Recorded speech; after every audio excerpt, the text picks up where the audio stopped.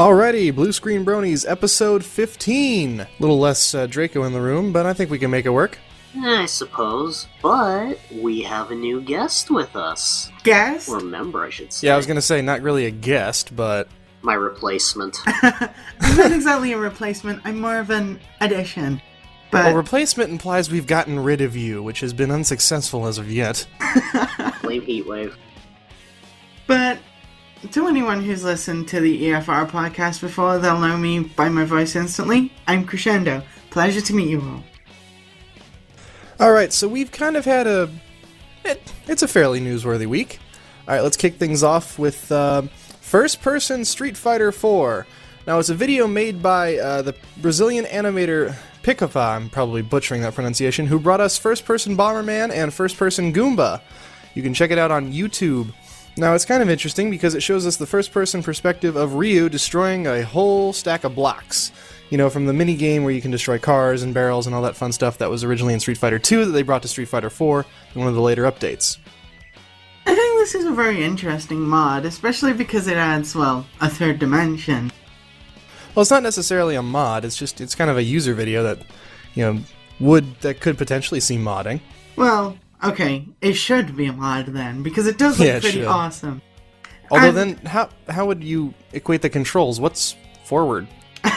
Clearly you need a third stick to just for the moves. Now, it could probably work if like the camera is set directly behind you. The left stick goes to doing the moves and the right stick goes to movement, maybe? So he'd turn into Fight Night Champion or something? Something like that, yeah. Could work. You could also make it work like some of the boxing games. Yeah, that's why I said Fight Night Champion.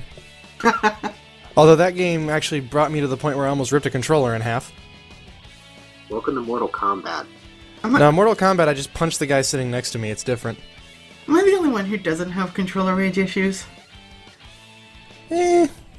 Probably. Evidently. You're a girl. You don't get rage issues. Moving on.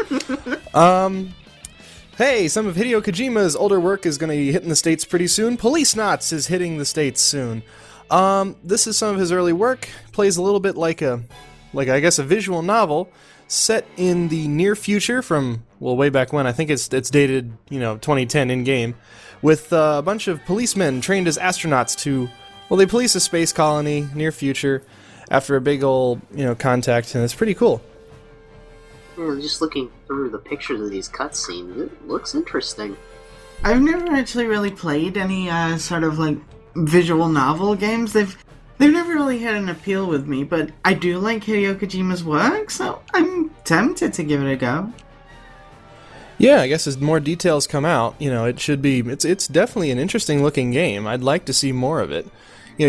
From what I've seen, the cutscenes look very similar to the graphics given the anime style, and they're a little bit pixelated given, I think the game first came out in either late 90s or early 2000s, I'm not entirely sure. But it looks like it's a pretty, knowing Hideo Kojima's history, for story experience, it's probably going to be a pretty good game. Plus, you can't really go wrong with an epic cop duo. I'm looking at this intro video. I'm getting Cowboy Bebop flashbacks. Yeah, not to mention, the mulleted protagonist in the I'm Too Old for This style cop duo. So, that's almost every, that's like Lethal Weapon 2. And then again, Hideo Kojima's not bashful about explaining where he gets his inspiration from, so it's not entirely a bad thing. This is going to be an interesting game. Let's hope so. Alright, moving on. Next up, Terraria, when Metroid met Minecraft, apparently. Now, it's coming to consoles, so this should be a whole new audience. Although, the people who did this, they kind of outsourced it to throw it onto consoles, so, us PC fans are going to get a little bit screwed over. We were screwed over the day they canceled the game's support. True.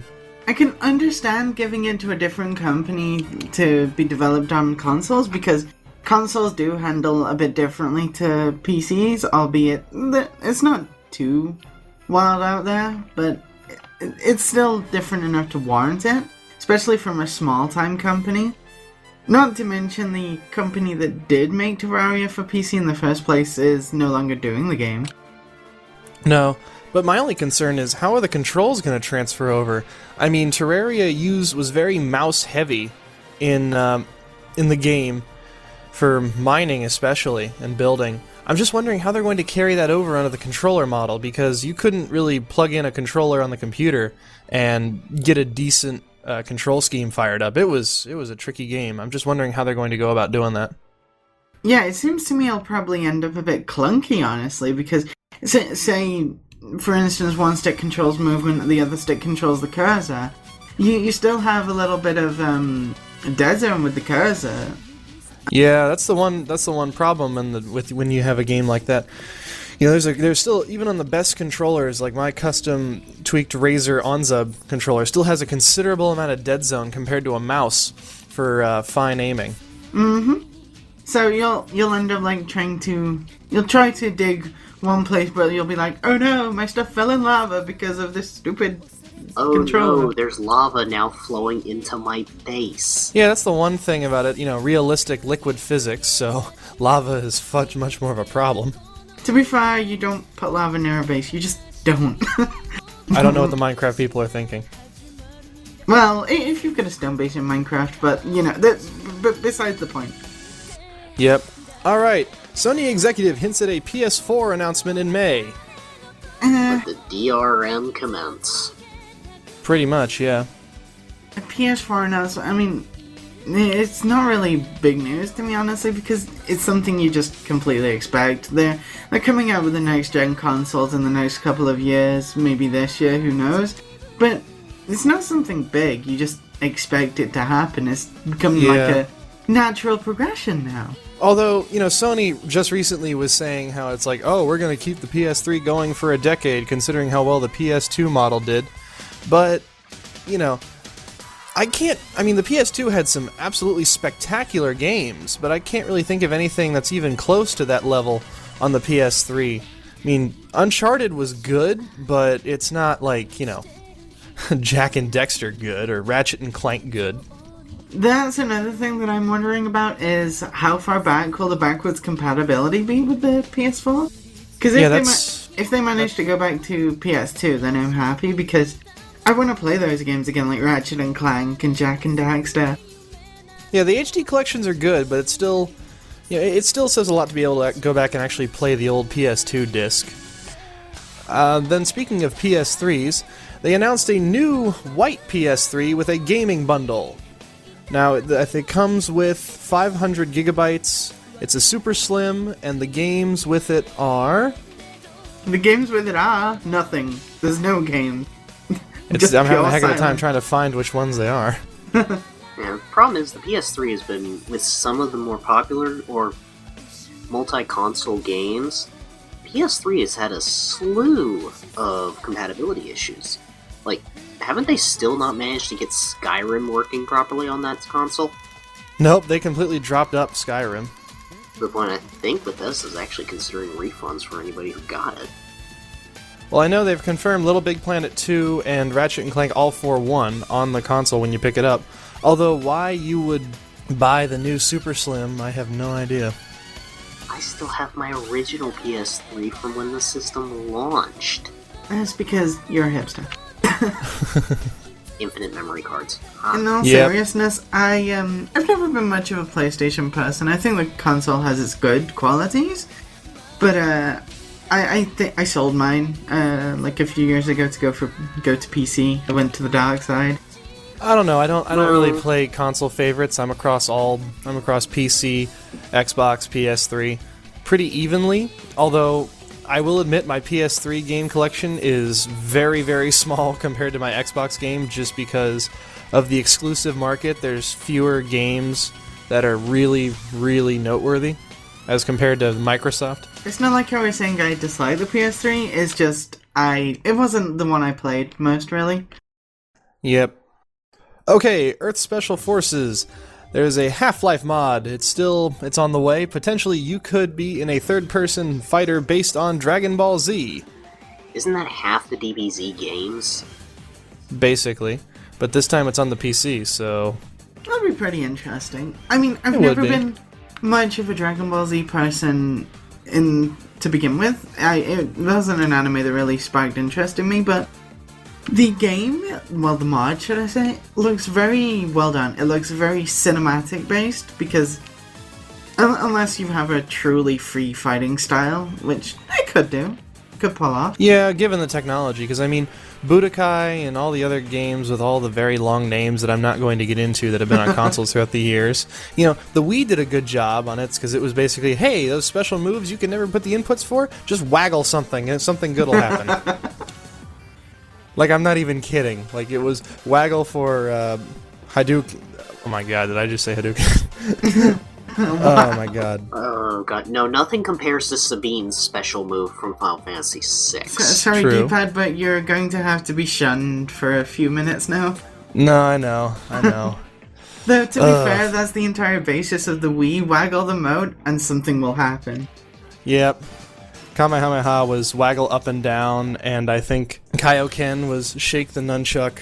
It was a very basic model. I think A was punch, B was shoot things, and then I think if you wiggle the Wiimote, you deflected projectiles. I don't remember it all the way, but it was fun.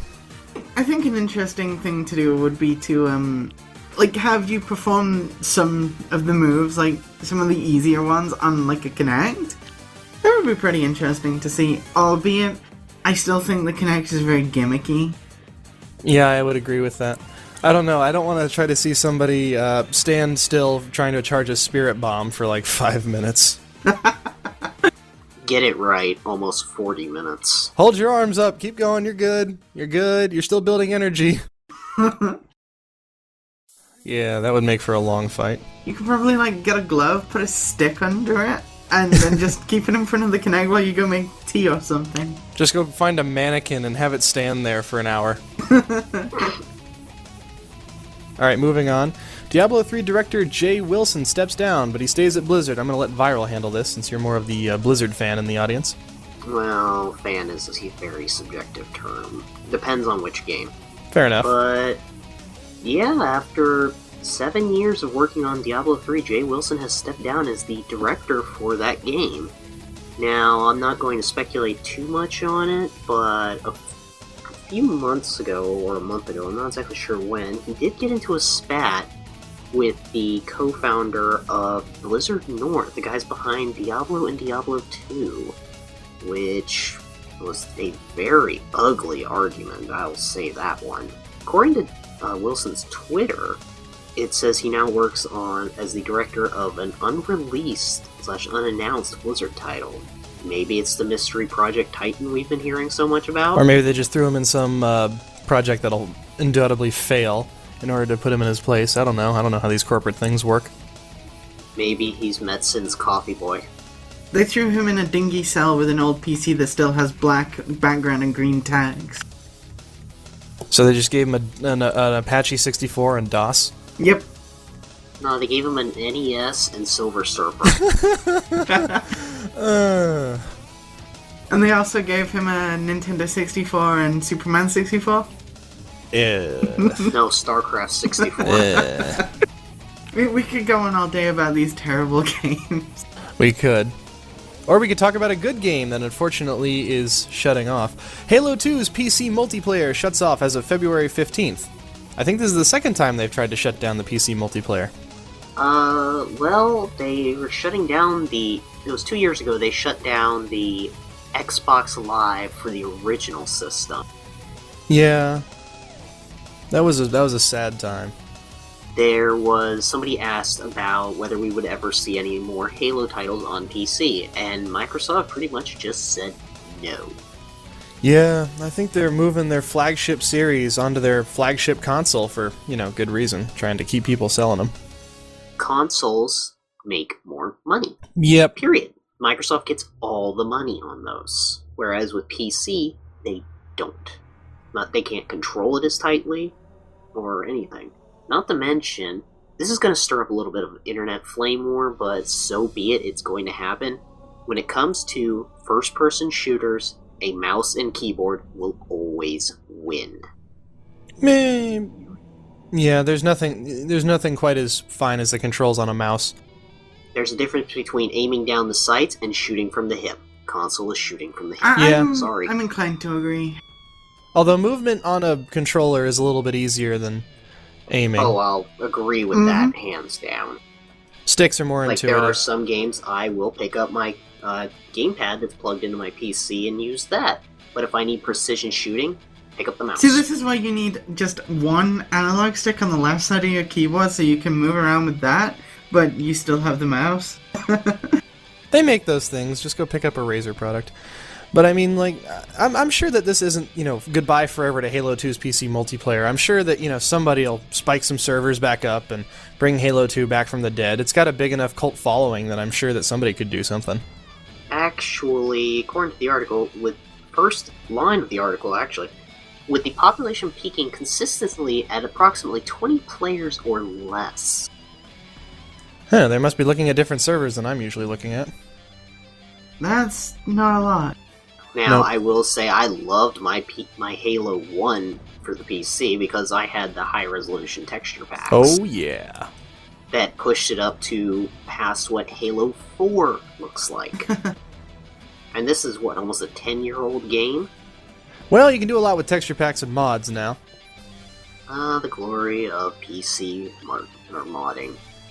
Yep, and it's all free! For the most part. Speaking of Xbox, how about those new communication protocols? Oh yeah, they're using Skype ever since, Microsoft said gimme, gimme, gimme, and basically absorbed Skype into the new collective. Honestly, them using Skype on the Xbox is a good thing, in my opinion. Yeah, maybe now I won't, maybe now I can distinguish the people who sound like 3-year-olds and the people who actually are 3-year-olds. Well, part of that is the, cheap, flimsy POS headsets they give you when you buy the system. Yeah, and then they're connected to that itty-bitty, port on the bottom of your controller. And, wireless quality of sound has never been, fantastic. You know what I would love to see with the new Xbox? What? The ability for any USB headset to be truly plug-and-play. That would be nice. I have quite a few of those. Since I could plug in my current microphone, which is a Blue Yeti, which cost me a lot of money, but the quality is amazing from it, and it would be something I'd love to see on the Xbox. Not to mention, this could have a huge impact on people who do Let's Plays and do tons of console content. If they actually integrate that, I believe there was one game that came out recently that was doing that. Though, I will say, another reason I'm happy that Skype is going to the consoles is, I don't exactly have to lose contact with my friends when I'm playing on it. Yes, True. That makes it so much easier to do live streams and such. For those of us with only a desktop PC and not a laptop, and it's not in the same location as the Xbox, you have to pick one or the other, usually when you're talking to people, or, you go play Xbox. It would be nice to be able to voice chat or even IM them every now and again while playing the Xbox. Although the chat pads would have to be much more common, considering that, having to type everything out on a joystick and a button are a little bit tricky. Albeit, you can plug in a USB keyboard to the Xbox. Oh, that's right, you can. I don't have do that. one though. of those keyboards that plugs into the bottom of the controller. I Yeah, I can't have one of stand those, too. They are too tiny. They're too tiny. Hey, it's for the texting generation, I guess. Well, it makes it hard for me to actually hold the controller because my fingers tend to grip around the bottom of the controller with that little chat pad on. I can't do that. It's really uncomfortable. Eh. That's why I have 4 controllers sitting on my desk, one configured differently than the other. Alright, moving on. Fallout TV series could be on the way. Maybe that's what the Three Dog VA was talking about on that tweet. That would be amazing. I love Three Dog. Yeah, well, given how well, The Walking Dead has done in the transition from graphic novel to, television series, it wouldn't be uncommon to see Fallout considering the universes are fairly similar, and we have been seeing a lot of post-apocalyptic TV shows sprouting up recently, so I guess it's just about time that Fallout jumped onto the big screen. Now, I really hope it does not suffer the whole oversaturation that we are currently experiencing with the zombie genre. Well, Fallout never really has been about zombies, it's more been about, just life in the wastes. Really, Fallout's about people, Fallout's about just what places. It's not about a certain concept. It's just about, life after, the cataclysmic destruction of the world. So sounds almost like Star Trek set in a desolate wasteland. Another entertaining path they could take with this is similar to, I think, is one of Penny Arcade's comics. Is like going through the list of the vaults. Like each episode, the Vault Dweller finds a new vault and finds out what's inside it. Another thing you got to think about is also this. They're also playing off, the whole '50s culture too. So I mean, there's plenty of motifs and themes to go along with the series. It depends how you do it. Like there's a YouTube series called Nuka Break set in the Fallout universe that's done wonderfully. I am slightly scared of what will happen once Pixel Kitties gets a hold of this. Hey, if we're lucky, we might even see Nuka-Cola on shelves. Oh god, I would love that. I would have so many bottles of Quantum, I just wish it would glow for real. I would drink so much Nuka-Cola, I would corrode on the inside. You drink so much you'd need Radaway? Probably. And unfortunately, Congress is at it again. Yep, a new bill would make ESRB ratings legally binding. However, having parents give M games to kids still doesn't see any real, legal ramification as of yet, but, we could see, a decline in indie games if they are forced to take up an ESRB rating. Or it could have the opposite effect of further pigeonholing indie games into not being able to release by themselves. They'd have to go through sources like Steam, GOG, heaven forbid, Origin. Oh god, no. Stay away from EA. Are there even any indie games on Origin? I don't check it myself. Well, there's the Microsoft indie games, which are just basically, slapping the old indie sticker on a half-finished project of Microsoft's. Hey, now some of those games over in the Xbox Live indie section are actually pretty good. Yeah, that's that's like the indie game communities. I'm talking about like the Xbox Live arcade games that they call indie games.